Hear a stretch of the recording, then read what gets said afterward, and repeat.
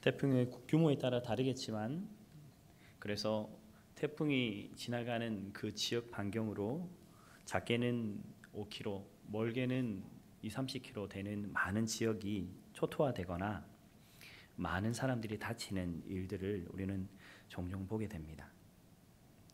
그런데 참 신기한 것은 태풍이 지나가는 그 자리 가운데서도 유독 태풍의 가장 중심이 되는 태풍의 핵이 지나가는 그 지역과 그 위치에는 바람조차 불지 않고 태풍이 흘러간다 하더라도 아무런 피해조차 없는 것을 보게 됩니다.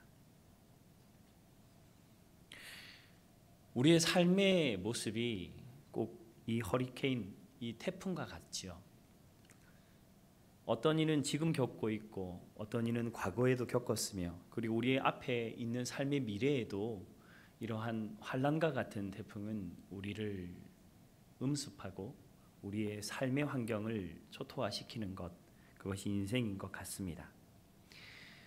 그런데 우리가 그 환란과 어려움의 태풍 가운데 태풍의 핵에 서 있을 땐 참된 평안을 누리고 아무런 문제 없는 안온함을 누리는 것처럼, 우리의 인생의 삶들을 걸어갈 때에 우리가 예수 그리스도의 중심에 서 있다면 우리의 삶의 문제가, 우리의 삶의 모든 정황이 태풍처럼 흐트러지고 무너진다 할지라도 우리는 주님 안에서 평안함을 누릴 줄 믿습니다.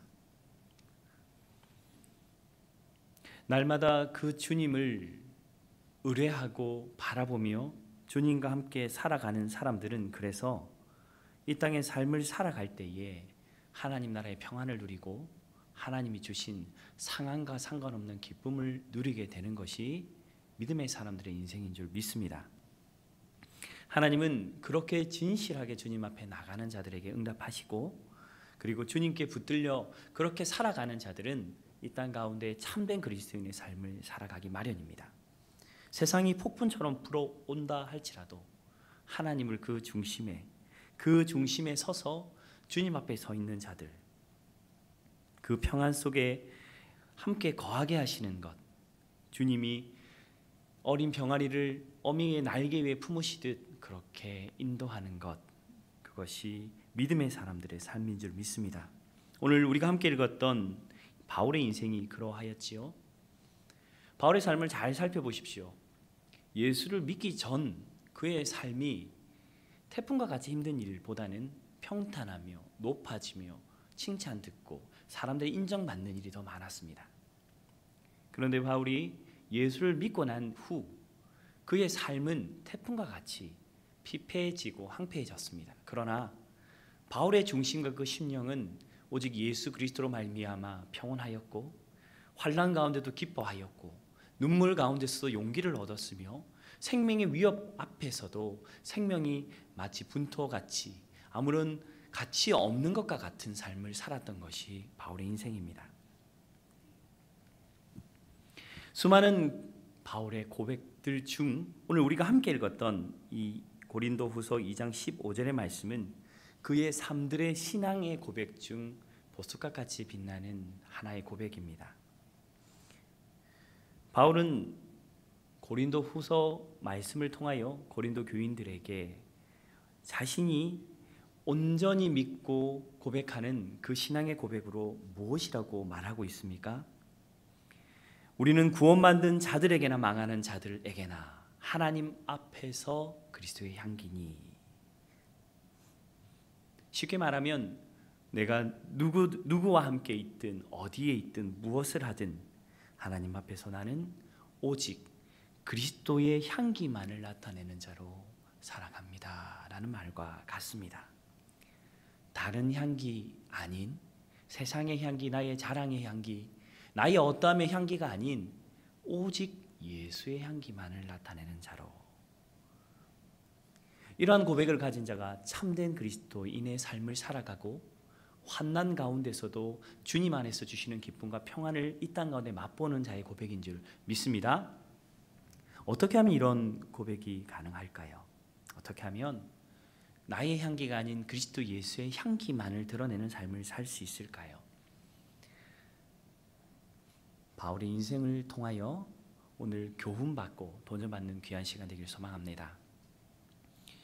오늘 이 고백이 우리의 것이 되기 위해서 바라보아야 할 한 장면이 있습니다. 그것은 바울이 하나님을 만났던 그 장면의 모습들 속에서 우리는 그것을 찾을 수 있는데요. 사도행전 9장 3절의 말씀을 9장 3절에서 20절까지의 말씀을 한번 찾아보도록 하겠습니다. 사도행전 9장의 말씀을 한번 찾아보고 말씀을 한번 읽어보도록 하지요.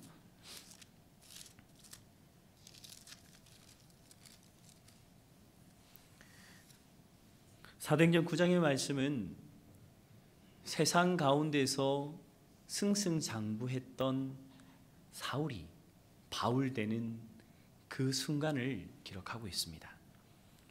사도행전 9장 3절에서 20절까지의 말씀을 함께 교독 19절까지의 말씀을 교독하도록 하겠습니다. 제가 먼저 읽도록 합니다. 사울이 길을 가다가 다메섹에 가까이 이르더니 호련히 하늘로부터 빛이 그를 둘러 비추는지라.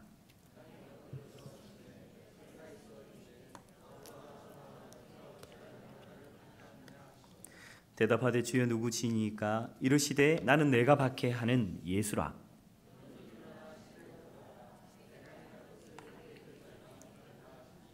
같이 가던 사람들은 소리만 듣고 아무도 보지 못하여 말을 못하고 서 있더라.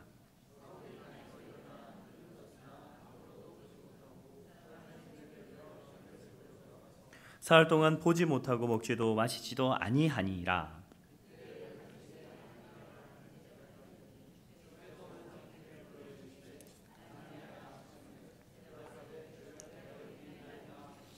주께서 이르시되 일어나 지가라 하는 거리로 가서 유다의 집에서 다소 사람 사울이라 하는 사람을 찾으라. 그가 기도하는 중이니라.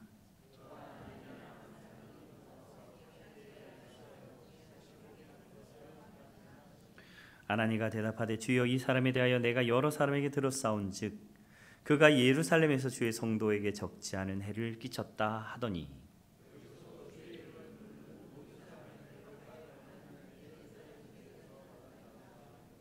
주께서 이르시되 가라.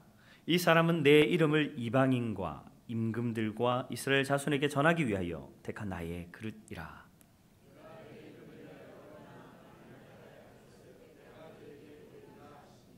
아나니아가 떠나 그 집에 들어가서 그에게 안수하여 이르되 형제 사울아 주 곧 내가 오는 길에서 나타나셨던 예수께서 나를 보내어 너로 다시 보게 하시고 성령으로 충만하게 하신다 하니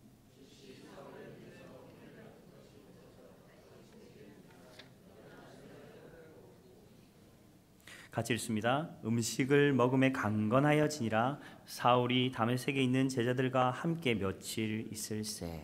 아멘. 사울이 예수 그리스도를 만나는 장면이 오늘 우리가 함께 읽었던 이 내용입니다. 예수를 만난 사울은 그 인생이 변하게 됩니다. 그런데 이 스토리를 잘 살펴보시면 사울이 예수를 만났다라는 말이 맞지 않는 것 같습니다. 왜냐하면 사울이 예수 그리스도를 만난 것이 아니라 예수님이 사울을 만나신 내용이기 때문입니다. 사울은 예수님을 만나러 다메섹으로 간 것이 아닙니다. 한 번도 그는 예수를 찾은 적이 없습니다.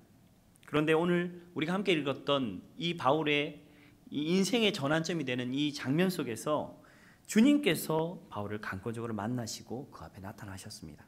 예수를 믿는 자들을 잡으려고 다메섹으로 갈 때에 예수님이 강건적으로 나타나셔서 그의 삶들 속에 그를 선택하시며 그 속에서 이끌어내시는 것이 우리가 함께 보았던 이 말씀의 장면입니다. 신앙생활을 하는 우리의 삶들에도 이러한 시각의 변화가 필요합니다. 왜냐하면 우리의 삶들 속에 우리를 이끌어 오시고 이끌어 가시며 택정하셔서 지금 우리가 이 자리에 서게 하셨던 그분, 우리가 주를 찾은 것이 아니라 주님이 우리를 찾으셔서 지금 이 자리에 내 인생의 삶들 속에 서게 하셨다는 것입니다. 이것은 굉장히 중요한 것을 의미합니다. 나의 인생의 삶들 속에 내가 만났던 사람들, 내가 받았던 인생의 삶들의 고난들, 눈물들, 모든 것들을, 과정들이 단순히 내 삶들 속에 그렇게 만약 일어나면 끝난 것이 아니라 하나님의 주권과 계획 하에 나는 하나님의 날개 아래 지금도 보호받으며 나의 삶들을 주님의 인도하심을 따라 살아가는 자의 삶으로 살아간다는 것이죠. 주님을 진정으로 만나고 주님이 우리 속에 진정으로 찾아오시는 것을 고백하는 인생마다 그래서 한 가지 분명한 변화가 일어납니다. 그것은 내 신앙의 삶들 속에 나의 힘이 빠지는 것입니다. 더 이상의 어떠한 노력, 무엇인가 잘해보려는 어떠한 종교적인 열심을 내려놓고 오직 주님께로만 집중하는 일들이 일어나는 것입니다. 그것이 우리 속에 일어나야 우리의 삶들 속에 참다운 예수 그리스도의 모습이 드러나게 되는 것이죠. 왜요? 우리 각자의 향기가 아닌 오직 그리스도 예수의 향기가 나타나려면 그러합니다. 우리의 삶의 모든 것이 예수 그리스도로 말미암아 인도되어지며 지금도 붙들마되어 이끌려가고 있다는 그 고백, 바울을 찾아오셨던 예수 그리스도와 같이 우리의 인생 속에서도 주님이 찾아오셔서 우리의 삶을 주관하고 계신다는 그 이 고백이 큰 차이를 만들어내는 것입니다. 우리는 종종 그래서 인생의 삶들을 일정 시간 지나고 우리의 삶을 돌아볼 때에 스스로 내 삶의 여정을 바라보며 놀랄 때가 있습니다. 내가 이 인생의 삶을 어떻게 살았지? 내가 이 질고의 길들을 어떻게 이겨냈지? 그리고 그때 일어나셨던 그 하나님의 손길들을 떠올리며 주님이 하셨구나, 주님이 나와 함께 하셔 나의 인생을 인도하셨구나 하는 것을 고백하는 이들을 우리는 종종 보게 됩니다. 택하신 그분이 바울을 택하시어서 오직 주님 앞에 서게 하셨습니다.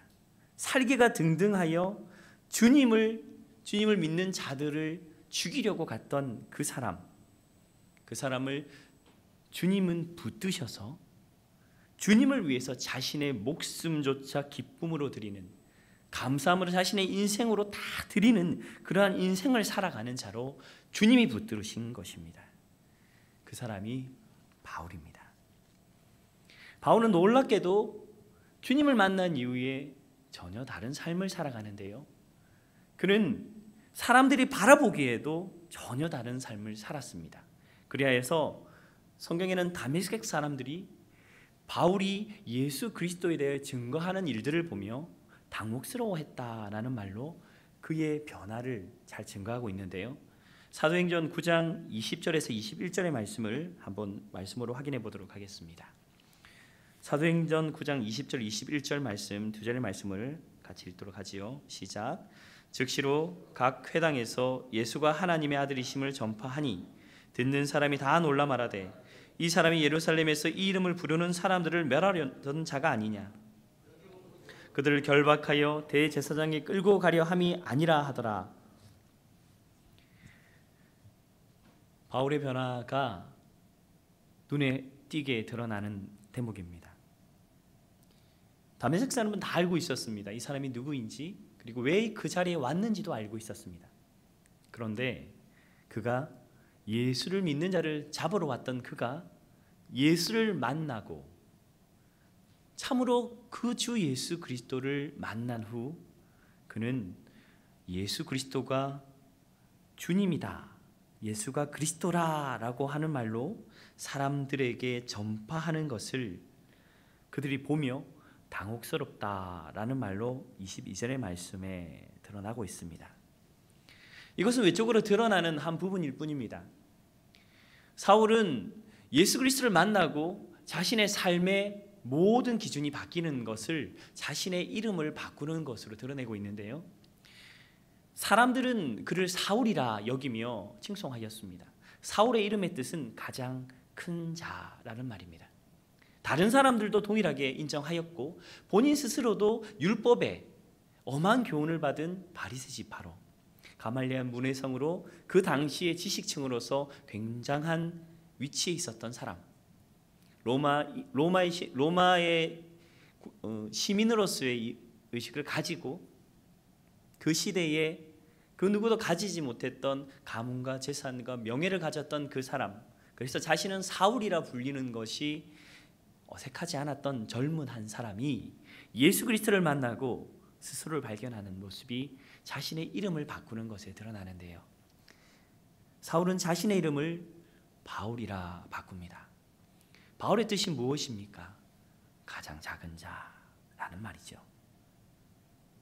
사울에게 예수 그리스도는 그런 의미였습니다. 주님을 만나고 그는 스스로가 얼마나 작은 자인지, 얼마나 큰 죄인인지, 얼마나 큰 죄인 중에 괴수인지, 또 나중에 고백했던 것처럼 사도 중에 가장 미약한 자였는지를 깨달았던 것입니다. 주님을 만나면 이러한 변화가 우리 속에 일어납니다. 예수 그리스도를 만나면 우리의 삶들 속에 우리가 지금까지 스스로 온전하다 생각했던 모든 것들 앞에 나의 연약함들, 나의 죄악들, 나의 어리석은 모든 것들이 주님 앞에 발견되어지는 것이죠. 그리하여서 예전에 내가 붙들었던 모든 것, 내가 자랑 삼았던 모든 것, 내 인생 가운데, 나의 신앙 가운데 내가 자랑 삼았던 모든 것이 아무 가치 없는 것 같이 여겨지고, 그 이후에 모든 삶이 오직 예수가 나의 기준이 되는 삶으로 변하게 된 것이 사울이 바울이 된 이 고백 가운데 있는 우리에게 주신 은혜인 줄 믿습니다. 옛 사람이 죽어버린 사울, 그래서 사울이란 이름을 옛 사람처럼 버려버리고 분토처럼 버려버리고 자기가 가진 모든 것을 배설물처럼 버려버린 그는 사울이 아닌 바울로서 예수 그리스도 앞에 섰습니다. 그리고 주님과 함께 그의 인생의 삶을 살아갔던 것이죠. 사랑하는 성도 여러분, 겸손해지려고 노력하지 마십시오. 사람이 노력하여 겸손할 수 없습니다. 오직 주님만을 참으로 만난 자만이 겸손할 수 있다는 것입니다. 주님을 참으로 만난 자만이 내가 자랑했던 나의 자아가 깨어지고 오직 주님만이 나의 의지되며, 그리하여서 주님 없이는 내 인생의 근본 하나도 단 한 발짝도 갈 수 없다는 고백으로 인생을 겸손히 살아갈 수 있는 것입니다. 그러한 자만이, 그러한 고백을 가진 자만이 나의 향기가 아닌 예수 그리스도의 향기를 내며 이 땅을 살아갈 수 있는 것입니다. 우리도 그러합니다. 예수 그리스도를 만났다, 우리는 주님을 참으로 만나 은혜 받았다 하지만 언젠가부터 우리의 삶들 속에 주님 주신 것 이외에 우리 스스로를 온전하게 여기며 우리 스스로의 자랑이 되었던 것이 여전히 우리 속에 있지는 않습니까? 그 모든 것이 예수를 만난 이후 사라졌던 바울처럼 우리 속에 사라져야 할 줄 믿습니다. 그래서 은혜라는 지팡이를 지고 걸어가는 다리가 장애를 가진, 다리에 장애를 가진 사람처럼 주님 주신 은혜의 지팡이가 없이는 나는 한 걸음도 갈 수 없다는 고백으로 매일매일 나의 연약함을 바라보며 쩔뚝거리는 다리로 주님의 은혜를 의지하여 걸어가는 인생을 살아가는 자가 어찌 보면 참된 그리스도인의 복인 줄 믿습니다. 야곱의 모습이 꼭 그러하였습니다. 모든 소망이 끊어졌던 그 새벽, 천사와 씨름하며 하나님을 의뢰하며 붙들며 축복을 구했던 그의 환도뼈가 끊어지고 그의 쩔뚝거리는 다리로 해가 뜬 그 상황에서 그가 바라보았던, 그가 이후로 바라보았던 것은 분이엘이었습니다. 분이엘의 뜻은 하나님의 얼굴이라는 말입니다. 환도뼈가 끊어진 야곱의 인생이 하나님을 그렇게 만난 이후 쩔뚝거리는 다리로 오직 주의 얼굴만을 구하며 걸어갔던 그 인생처럼 우리의 인생도 그러하여야 합니다. 주님 주신 은혜 없이는 나는 한 걸음도 걸어갈 수 없노라 한 혹자의 말처럼 우리의 인생에, 우리의 그리스도인의 삶들이 그러하여야 된다는 것을 경계 삼으며 우리의 신앙을 돌아보는 우리 모두가 되기를 소망합니다. 그리하여야 우리는 그리스도 예수의 향기를 내는 자로 살아갈 수 있습니다. 베드로는 어떠하였습니까? 베드로 또한 그러하였지요. 자신의 열심, 열정으로 예수 그리스도의 수대자라고 자랑했던 그가 예수를 3번 부인한 이후 다시 찾아오신 예수 그리스도 앞에 온전히 주님을 만난 그가 변화받은 그의 입술의 고백이 자신의 이름과 자신의 어떠한 노력이 다 떨어져 나간 그의 입술 속에 나온 것이 곧 나사렛 예수 그리스도의 이름으로 일어나 걸으라, 성정 미문에 앉아있던 안전뱅이를 향한 그 고백으로 하나님 예수 그리스도의 그 고백의 능력으로 나타났던 그의 삶의 변화가 그와 같다는 것입니다. 그때 주님은 우리의 삶들 속에 드러나시기 시작하시는 것입니다. 그때에야만 오직 주님이 우리 속에 나타나 주님이 우리의 인생을 통하여 살아가시기 시작하신다는 것입니다. 사랑하는 성도 여러분, 여러분은 사울로 살아계십니까? 바울로 살아가십니까? 우리의 인생이 주님을 만났다면 우리의 인생 속에 사울이란 이름은 버려지고 바울이란 이름의 삶으로 우리 또한 그렇게 살아가는 우리 모두가 되기를 주님의 이름으로 축원합니다. 서두에 말씀드린 것처럼 그래서 우리가 주님을 만나는 것이 아니라 주님이 우리의 인생의 모습이 어떠하든 지금 현재 내 삶의 모습이 어떠하든 주님이 나를 나의 자녀로 삼으시고 나의 하나님 아버지의 온전한 일을 이끌어갈 하나님의 온전한 동력자로 우리를 삼으시고 지금도 우리를 인도하여 가신다는 그 신뢰 가운데 주님 나를 붙들고 계시구나, 주님 나를 만나주시고 나를 끝까지 책임져 주시구나 하는 고백으로 이 땅을 살아갈 때에 우리의 삶들 속에 폭풍우가 치는 그 환경의 어려움 속에 태풍의 중심 속에 주시는 그 하나님의 평안함이 우리의 것이 될 줄 믿습니다. 주님이 우리를 부르시고 계십니다. 나를 따르라 말씀하시고 우리의 삶들을 바라보시며 나의 자녀라 말씀하실 때에 사랑하는 성도 여러분, 바울처럼 베드로처럼 주님 앞에 그렇게 온전한 고백으로 서는 여러분 되기를 주님의 이름으로 축원합니다. 그러한 인생이 우리 속에 되어질 때에 그래서 우리의 가치가 바뀌기 시작합니다. 예수가 아니면 나는 살 수 없다는 고백, 주님만이 소망되는 삶.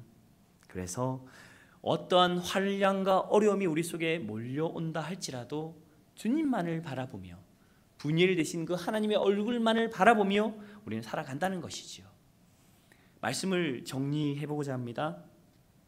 예수를 정말 만난 자, 사울이었던 자가 바울된 오늘 이 고백, 그리하여서 그의 인생 속에 예수 그리스도의 향기만이 드러나는 삶을 살아가는 자는 어떠한 삶의 고백을 가질까요? 그것은 첫 번째, 내가 주님을 선택하고 내가 주님을 만난 것이 아니라 내 인생에 주님이 찾아오시고 나를 선택하셨다는 것을 깨닫는 것이 우리의 신앙의 첫걸음이 될 줄 믿습니다. 주님이 우리를 택하셨고 우리를 사용하시고 이 땅의 삶들을 주님께서 인도해 가신다는 것이죠. 사도행전 9장 15절에는 바울을 그렇게 부르셨습니다. 이 사람은 내 이름을 전파하기 위하여 내가 택한 나의 그릇이다 라는 이 주님의 음성이 우리의 삶들 속에 각자의 삶들의 부르심 속에 그렇게 들려지는 여러분에게 소망합니다. 내 인생을 통한 하나님의 계획이 주님의 음성을 통하여 내 귀에 다시금 되새겨지는 우리 오늘 이 저녁이 되길 주님의 이름으로 축원합니다. 그렇게 살아가는 사람, 그러한 사람은 그래서 스스로 어떠한 것들을 노력하고 또 이루어 나가기 위해 노력하지가 않습니다. 요셉의 삶을 잘 살펴보십시오. 요셉은 자기가 주님 주시던 꿈을 받았지만 자기가 어떠한 것을 이루어 살기 위해서 어떠한 것을 계획한 적은 없습니다. 주님께서 요셉의 꿈속에 나타나셔서 그에게 11별과 볕단이 그에게 절하는 것을 보여주시는 그 순간부터 그의 인생이 흘러가는 그 모든 정황을 보십시오.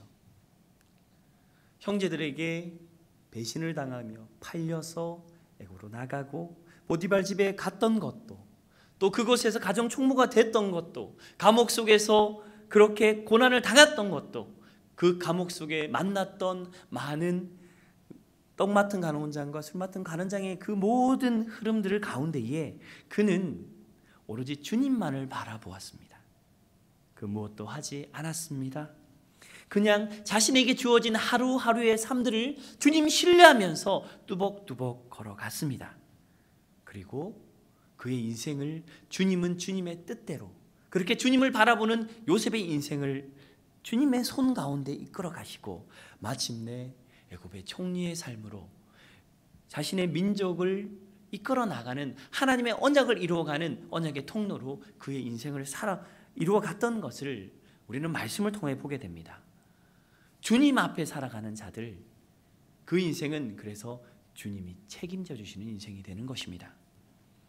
왜냐하면 주님이 우리를 택하셨기에, 우리의 인생을 주님이 인도하시기에, 그것을 신뢰하는 자들은 주님이 우리의 인생 가운데에 우리의 모든 것을 책임져 주시는 것과 우리의 삶의 미래의 모든 문제들 앞에 그렇게 주님 바라보는 자들에게 온전한 평안과 하나님의 온전하신 선하신 뜻을 이루어간다는 그런 고백이 있기 때문입니다. 그것이 그리스도인의 운명입니다. 그렇게 이끌어 가시는 그런 고백이 우리 속에 있다는 것이 믿음으로 고백되어진다면, 주님께서 우리 가운데 두 번째로 던져주시는 그 고백의 질문은, 그렇다면 나 자신의 자랑과 내가 소망으로 붙들었던 모든 것들을 버리라는 것입니다. 바울을 보십시오. 소대에 말씀드렸지만 그가 가진 것, 그가 가진 학문, 율법으로서의 흠없음, 로마의 시민권, 그가 가진 모든 것들이 예수 그리스도를 만난 이후엔 배설물처럼 버려졌다는 것입니다. 무엇을 붙들고 있든 그것을 놓지 않으면, 그것을 온전히 깨뜨리지 않으면 우리는 그 길을 갈 수 없습니다. 우리의 삶들 속에 주님이 가시고자 하시는 그 길 가운데 나 자신의 향기를 드러내고 나 자신이 온전히 붙들고자 이것만은 놓지 못하겠다 하는 것들이 있지는 않으십니까? 사랑하는 성도 여러분, 주님과의 인생의 길, 놀라운 하나님의 역사의 길을 걸어가는 자들에게는 반드시 내려놓음이 있었습니다. 그 내려놓음이 우리 가운데도 있기를 주님의 이름으로 축원합니다. 그렇게 예수를 믿는 자는 그래서 내가 죽고 오직 예수로만 사는 길을 걸어가게 됩니다. 하나님을 그렇게 참 주인으로 고백하고 나의 소망과 나의 모든 자랑을 배설물처럼 버렸던 바울이 걸어갔던 것처럼 그가 죽고 예수가 사는 삶을 그는 걸어갔습니다. 로마서 6장 4절의 말씀, 그러므로 우리가 그의 죽으심과 합하여 세례를 받음으로 그와 함께 장사되었나니 이는 아버지의 영광으로 말미암아 그리스도를 죽은 자 가운데서 살리신 것 같이 우리 또한 새 생명 가운데 행하게 하려 함이라. 로마서 6장 4절의 말씀은 그래서 복음의 내용들을 잘 드러내고 있습니다. 그리고 그 복음의 내용들 중 우리가 구원받은 것 이후의 삶들 가운데 우리 속에 반드시 있어야 할 고백, 내가 그와 함께 장사되었다 하는 그 고백이 우리 속에 있을 때 말입니다. 무덤에 들어간 사람, 무덤에 묻혀버린 그 사람, 이미 주님과 함께 죽어버린 나의 옛 자랑과 나의 옛 소망과 배설물처럼 버려버린 그 모든 것, 그것은 이미 무덤에 묻혀버렸습니다.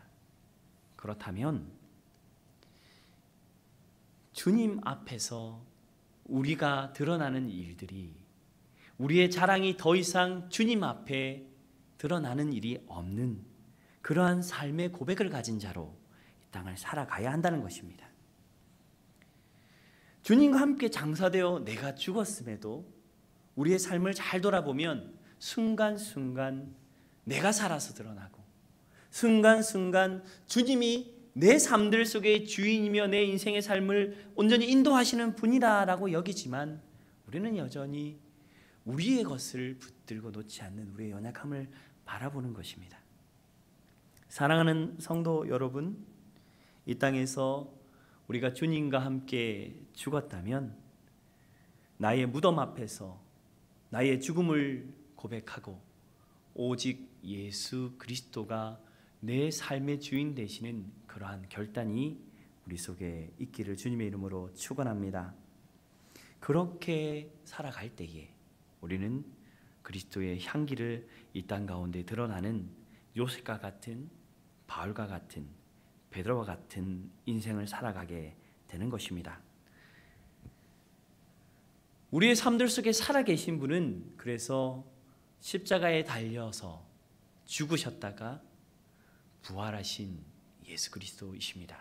그분은 우리의 심령의 중심이시며 우리의 인생의 왕이시며 우리의 주인이시고 우리의 마음의 보좌에 앉아서 우리의 인생의 삶들을 통치하시는 분이시라는 것을 반드시 기억하며 주님 바라보는 여러분의 삶이 되기를 주님의 이름으로 축원합니다. 그러한 인생들은 폭풍우 가운데서도, 폭풍의 그 환난들이 내 삶을 좌지우지하며 흔들어낼 때조차도 우리는 주님 안에서, 그 주님의 날개 아래서 폭풍의 그 비바람을 맞는 그 상황 속에서도 주님과 함께 평안을 누리며 이 땅을 걸어가는 참된 그리스도인이 될 것입니다. 그러한 삶의 결단으로 살아가는 모든 자들에게 주시고 드러나는 것, 그것은 그래서 더 이상 우리의 모습이 아닌 그리스도의 모습이 우리의 삶들 속에 드러나게 될 줄 믿습니다. 사랑하는 성도 여러분, 내가 죽고 예수로 사는 것, 그것은 내가 무엇을 하고 무엇을 노력하고 어떠한 경건을 이루어 가서 되는 것이 아니라 이제부터 내가 죽고 주님으로 살겠다는 그 진실한 고백으로 드려지는 줄 믿습니다. 갈라디아서 2장 20절의 말씀을 한번 읽어보고 말씀을 마무리하고자 합니다. 갈라디아서 2장 20절의 말씀은 우리가 예수 그리스도 안에서 살아갈 때에 놓쳐서는 안 되는 온전한 고백인 줄 믿습니다.